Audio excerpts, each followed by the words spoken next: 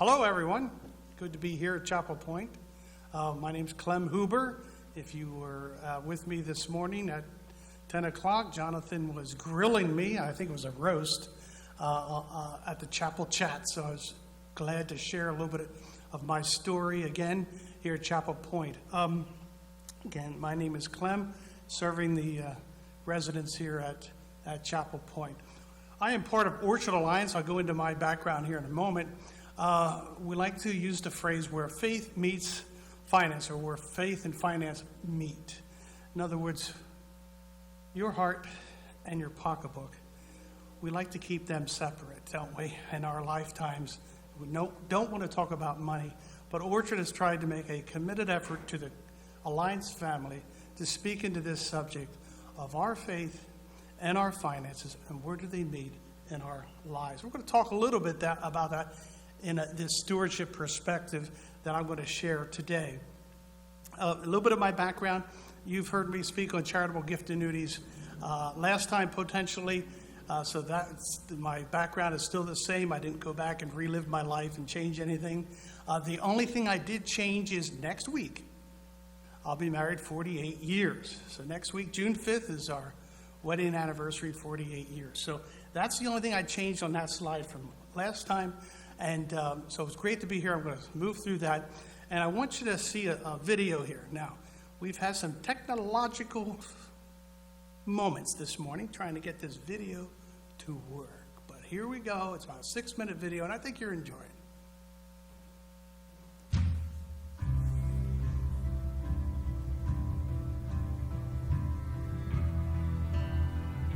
I had an accident and my hip was broken in so many pieces. I have 2 rods in my hip. She's an angel among us. If you watch her in the bread company, everyone comes in to see Catherine. You know, we sell the bread, but I feel like there are some people who specifically come with prayer requests, and I go pray for them.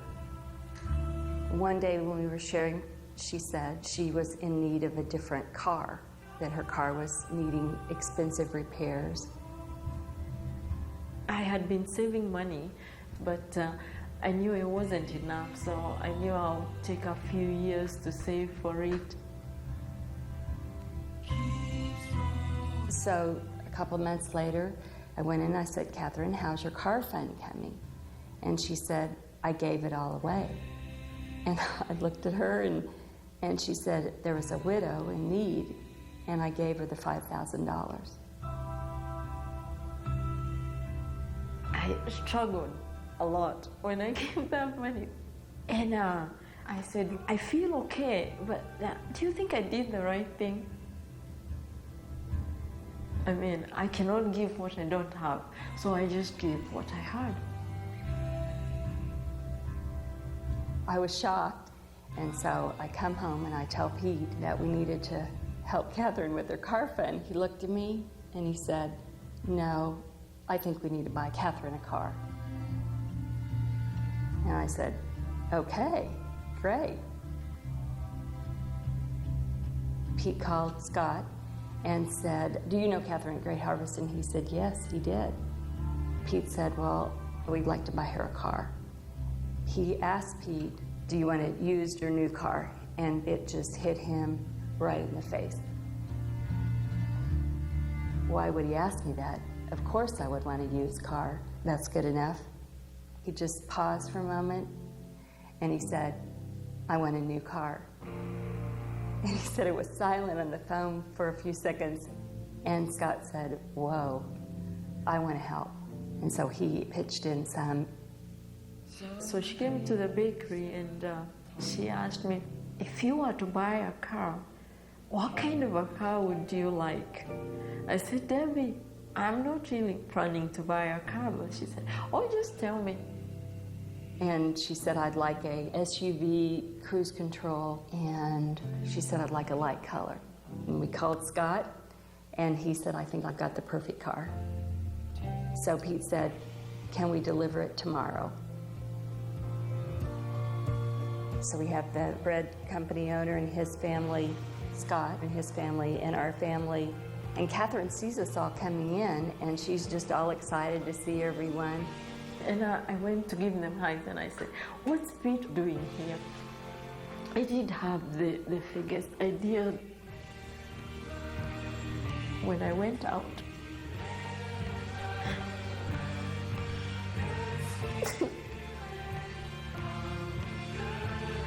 And so we walked her over to the car. We said, "Catherine, this is your new car."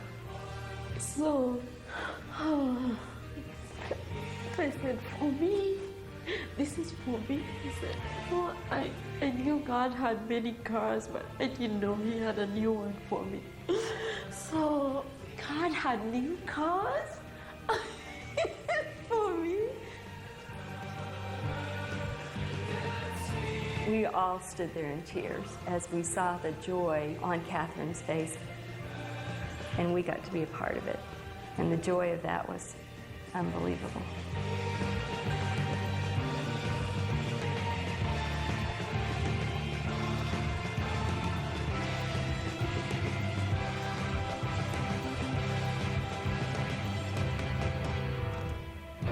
So right, but it was such an excitement to drive it. We told Catherine that we would like this to be confidential. But I kept running into people who would say, "I heard what you did for Catherine." It wasn't even us, it was Catherine. It all started with Catherine giving of what she had to a widow to help her, and it just continues on. Generosity begets generosity. We don't give in order to receive. We give because it's the nature of Jesus Christ. He gave us His life. So we have the DNA of Jesus Christ of giving. Yeah, so this is one story I will never forget in my life.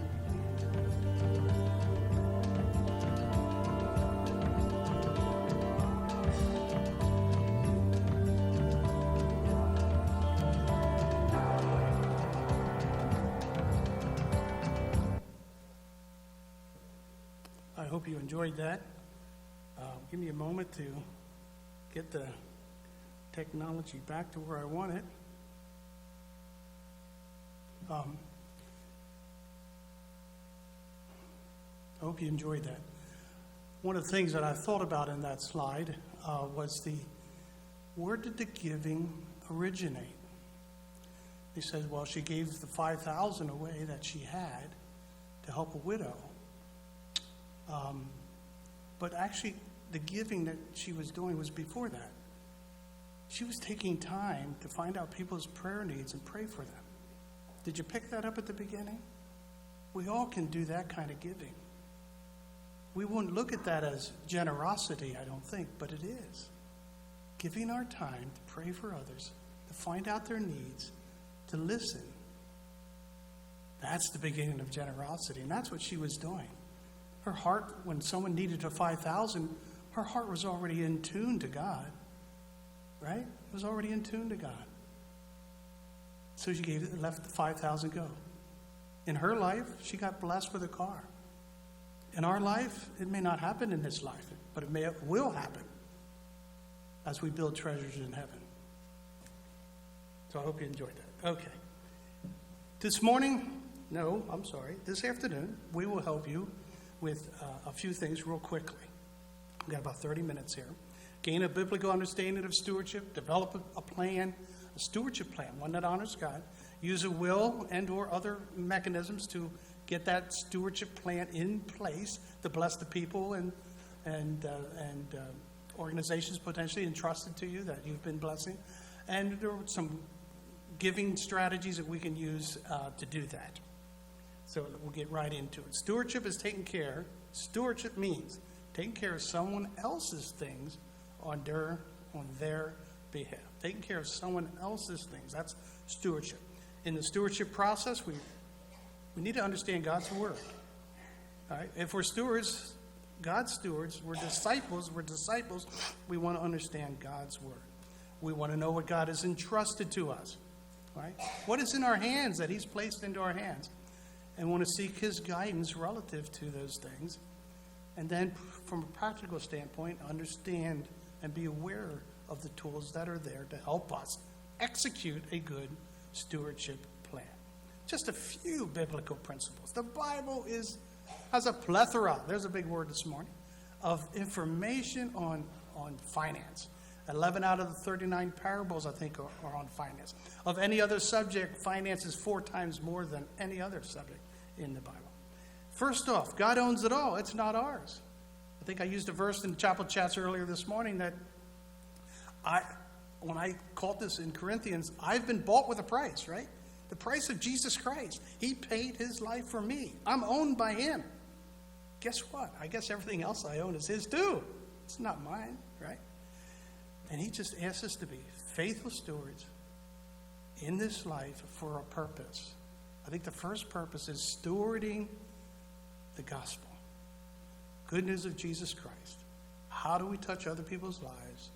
What ways has God placed into our abilities, our paths, whatever, to speak into other people's lives, as well as giving. Okay, so because at the end, we can't take it with us, right? So we are about transferring stewardship. I steward what God has placed in my hands today. And if there's something left over when I go home to be with the Lord, then my job now is to appoint someone to steward God's resources that end up in their hands tomorrow when I go home to be with the Lord. A couple places in the Bible does talk about putting your house in order, caring about the people in your household, knowing who's in your lives, and making sure you have a plan. And to do all that, seek God's wisdom. James 1:5. If we lack wisdom, ask him. What has God entrusted to you? Well, in stuff, cash, home, retirement account, whatever it be, all those things, anything, it's God's. God owns it all. Who is he entrusted to you? Who are you influential over? Who do you influence? Who do you already touch in your family, children, grandchildren, great-grandchildren, right? I don't know. Probably here you might have some great-great-grandchildren here at Chapel Point. Some folks here are great-greats. And other extended family and friends. People in your life. How do they figure into your stewardship plan? And what about organizations, ministries, things that touch lives? Are you already part of different works that you pour into? What are those ministries, and how do they figure into your stewardship plan?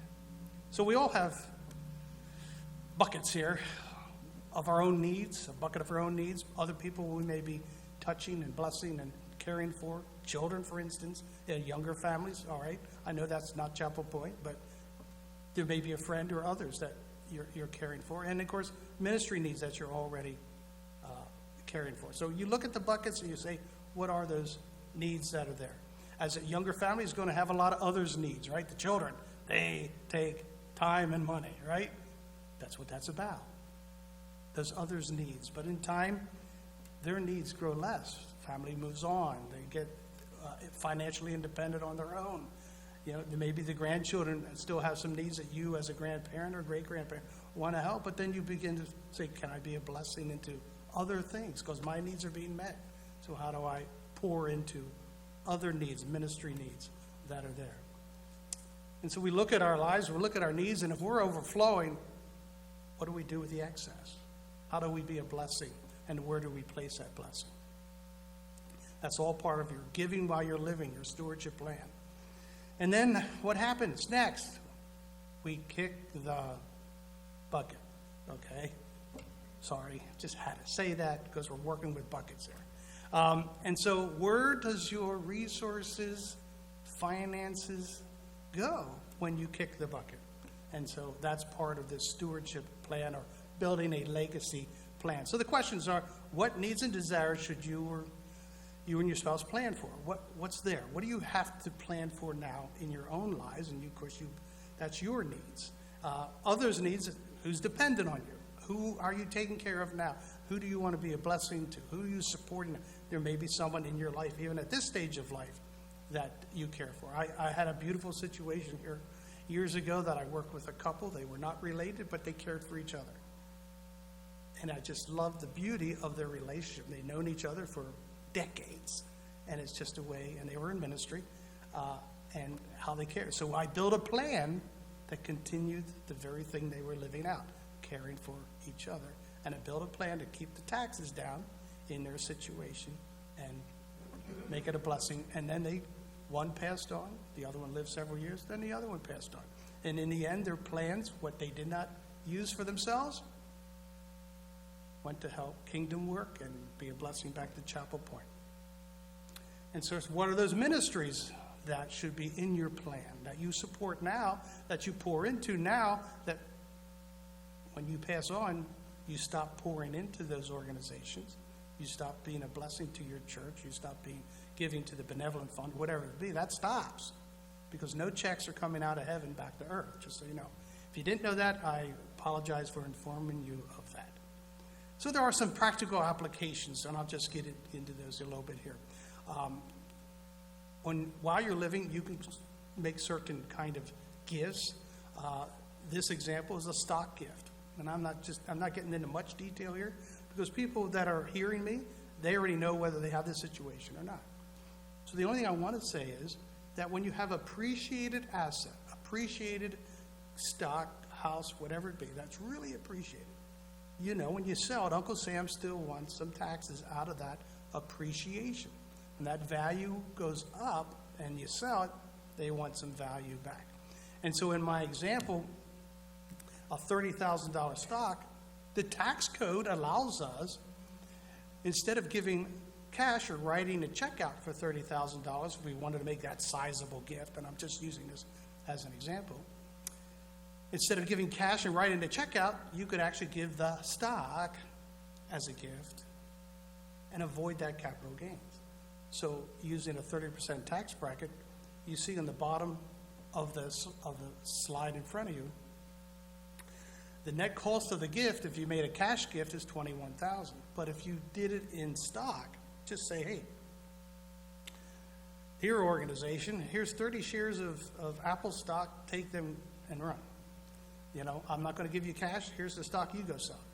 And then you would save that capital gain, and the net cost of that gift is $17,000. So you have a much lower cost because you avoided the capital gains tax. The capital gains tax did not go through your tax return. So that's a giving while living strategy. Okay, giving while living, so you're knowing where it's going. You know, you don't wait till death to give it. So donor advised fund, that's another strategy. We call this a bunching strategy, and the tax code changed several years ago. I'm a CPA, so I talk about these things.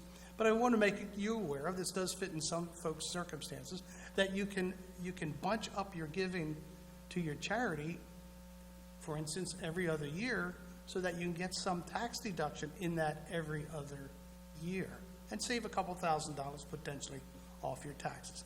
It only fits in very small circumstances, but it does fit. And for those people, it's a nice savings. And so we use the donor advised fund so that when they give to the charities, they can give evenly to the charities. But the donor advised fund allows you to collect it there to get the charitable deduction and double up on that deduction in that every other year situation. So the donor advised fund is a strategy to efficiently use your standard deduction, save some taxes, but still be given to Chapel Point, your church, whatever, on a regular basis. Nothing changes to the organization on how you give it. It's just the donor advised fund is there to help smooth it out and get you some tax benefits. So you don't need to remember any of those two strategies. If it fits, you already know it. And if you're not sure it fits, then you ask me. And then we talk about your circumstances. Okay? So that's where I come in. I come in to help you understand this stuff, because I'm not expecting you to be now a tax accountant. If you are, I do still have my tax returns at home, still waiting to be filed. They're on extension. So if I made you a tax accountant, let me know. I'd like you to do my tax returns. Okay, enough of that. Practical information. So what do you need to have in place? or I should say know about, so that you can build your stewardship plan. You could have a trust, it's called a revocable living trust, or a last will and testament. Usually you have either or, not both, okay? State of Pennsylvania, most of the times we just use a will, not a trust, and that suffices. Everyone in this room, I dare say, has a will in place, okay? And most people I talk to at Chapel Point have a will in place. But sometimes they need to make some changes to it. Sometimes my executor passed away and I need to come back and get my will done. Or they like to leave something to a charity and they didn't think of that when they did their will the first time. Or one of their children has just said, no, don't leave me anything. I am so well off.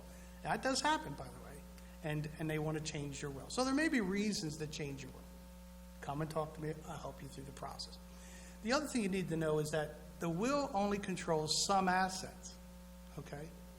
The will only controls certain assets that have no titling and no contract around them. What do I mean? Your IRAs, retirement account, life insurance, they are designated by beneficiaries, so they should go by contract to whoever you had named as the beneficiary of those accounts. So the will doesn't apply. So we bypass the will by filling in a contract called a beneficiary form with the life insurance company or the administrator for your retirement account. We bypass the wills and the probate process. The will and the probate process go together. Doesn't happen. Or you may have an account with your child's name on it. So you have your checking account and you have your daughter on that account with you as a joint account. You bypass the will because who owns that joint checking account when you pass away? Your daughter. If you named your daughter and put her on as a joint owner, then your daughter will own that account. Those monies in that account when you pass away. So titling controls. The will says nothing about that account. The will cannot reach those monies in that joint checking account. The will cannot reach the money on an IRA or life insurance that you have designated to go to your children. Okay? The will can't reach those monies. Therefore, probate doesn't happen on those funds. Okay? And that's very important to understand because when you look at your estate, my grandmother was a case in point. I work with her in her aging years to try to understand her plan. She showed me her will. Her will said 50-50 to her two children, my mom and her son, my uncle, 50-50. That's what her will said. And I said, but Nanny, we need to know how you have things titled on your certificates of deposit and your bank accounts. If we don't know how it's titled, then we really don't know what your whole plan is. Well, Nanny was German background, strong Pennsylvania Dutch and German. Humphreyville was her last name. She wasn't letting me in anymore. You know, she let me in to a point, and then she shut the door, and that was it. You know, and I never got underneath to know. Well, of course, when she passed, the assets were split all right, but they were 2/3 to my uncle, 1/3 to my mom. So when I understood then how everything was titled, it was not titled 50-50, but I can still hear my grandmother saying, the will says equal, that'll take care of it. Okay? So we have to understand, that's where my role here at Orchard Alliance comes in. Take some time to understand what God has entrusted to you and how it will pass through the end-of-life process. So again, all your stuff goes somewhere. Can't take it with you. Either goes to family or to charity, planned or unplanned charity. You say, what? Oh, wait, I don't have any charitable. Well, what's the largest charity on earth? Uncle Sam. So he still gets his piece, all right? So we want to make sure that we are taking Uncle Sam as much out of the equation as possible. That's where I come in, and I try to help people do that. And I was working with the dear lady this morning, talking about that and finalizing their thoughts on their plan, and that was wonderful. And so leaving it to government, we want to reduce, leaving it to the kingdom, advancing the gospel, which is what I believe before the Lord we are to steward. That's what we're to be about. Making those kind of gifts to advance the kingdom.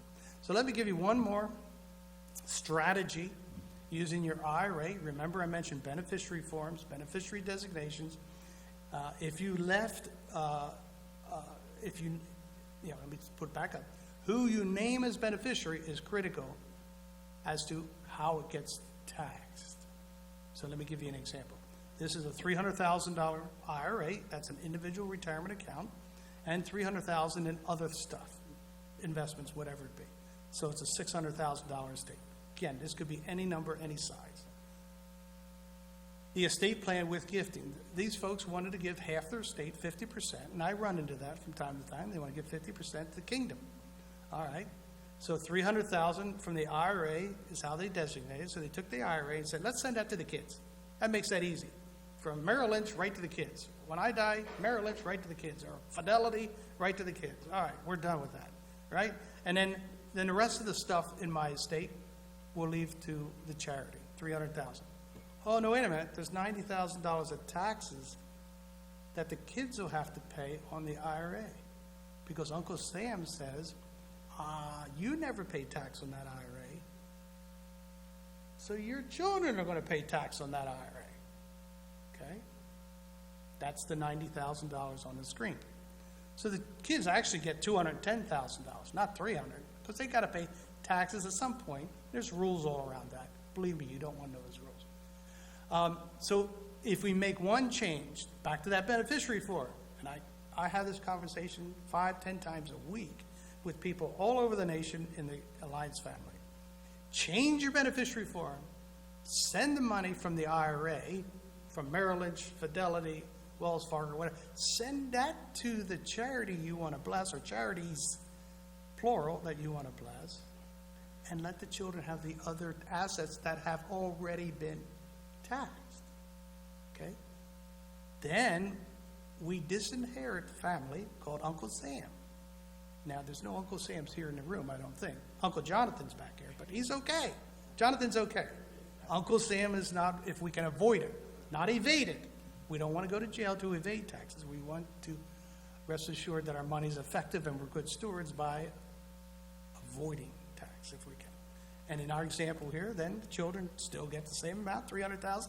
Ministries get $300,000. We increased the children amount by $90,000 by removing Uncle Sam. Bottom line of our conversation is wanting our heart to meet up with our finances, so we're making an informed, intentional plan before the Lord that honors Him. We stop and we pray. Lord, what would you have me to do with what you placed into my hands? So questions to help us be intentional when we're leaving funds to somebody. What is enough? How much is enough? What's a blessing? What's going to be a problem in somebody's life? Do they need it? Should they have it? Some questions. What is your intended impact on the gifts that you're leaving to those after you? What's the intended impact that you want to have? What I'm trying to get away from is doing things by rote, by tradition. My dad left everything to his children. His grandfather left everything to his children. It was just equally down the line. That's how everything got passed. That may or may not be the right plan. What I'm asking is, you ask God, because it's His assets, His resources He's placed in our hands. And that's our first question. Lord, what would you have me to do? And so, see, again, back to my questions here for you to think about and ask. What is the kingdom legacy you want to leave? What impact do you want to have on maybe people's lives and organizations' lives? If you're giving now, today, do you want to continue that impact after you're home with the Lord? How do you view your children? Is there a reason to be unequal? Never unequal in your love, but unequal in your giving, because you want to treat them uniquely. I don't know. I do know this. I do share, and I've shared this probably more than I wish I had to, but families where they have an estranged child who's stopped talking to the parents decades ago, not days ago, decades ago. And it's hard to sit in that room and chat with them a little bit knowing that they haven't heard from their son Johnny for 25 years. They don't even know where he's at. But what I say to them, money is a God's tool. It doesn't mean, well, they're living in alcohol, drugs, whatever. You do and you don't know. But God can use the money, and this is how sometimes he uses it. Because I say to them, the last act on earth will be what you put in your will, or what you put on these documents in order to send those funds on to the next place they're to go. Children, organizations, whatever. That's your last act. So if a child reads the will and says, and Johnny, I disinherit him, he's never talked to us, so he's not included in my plan. Do you want that to be your last act on earth that Johnny sees? Or rather, do you want to see a little message with that? Johnny, I love you. This is your share, because I never stop praying or loving you. And when I share that in that context, people change and flip their thinking as to, you mean God could use that money for that? Yeah, he could use that money to tell them that you still love them and you never stopped. And your last act is displaying that love to them. So be careful. If God's telling you disinherit someone, that's between you and the Lord. That's okay. And that child may still use those funds for whatever they may want to use it on that's totally against your values. But you know what? At the end of their spendthrift moment, then God may get hold of them. So we don't know. So questions to ask as you go through your own plan. Our services is a gift to you. I serve the residents here at Chapel Point for the last 16 years as I've been part of this Alliance team of Orchard Alliance. There's no obligation, no sales pitch, no products to buy. You just got to put up with me talking a couple times a year, whatever. But you get through that part, then I can come into your homes, your apartments, and chat a little bit more. We can take a few minutes or whatever it is to just have that conversation and then build through the plan process prayerfully with you and help you draft a plan that honors the Lord. That's it. Thank you for joining us.